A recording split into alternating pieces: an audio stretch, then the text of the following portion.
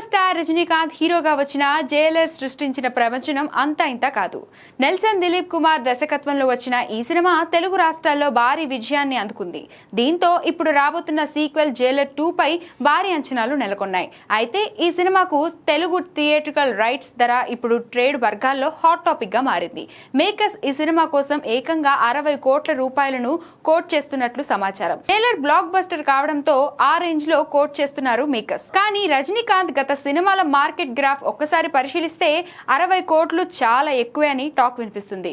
Robo తర్వాత దాదాపు 13 ఏళ్లకు జైలర్ మళ్లీ ఆ స్థాయి హిట్ ను ఇచ్చింది. ఈ సినిమా తెలుగు రైట్స్ కేవలం 12 కోట్ల రూపాయలకే అమ్ముడయ్యాయి. కానీ బాక్సాఫీస్ వద్ద 55 కోట్ల రూపాయల భారీ వసూలును రాబట్టి డిస్ట్రిబ్యూటర్లకు కాసుల వర్షం కురిపించింది.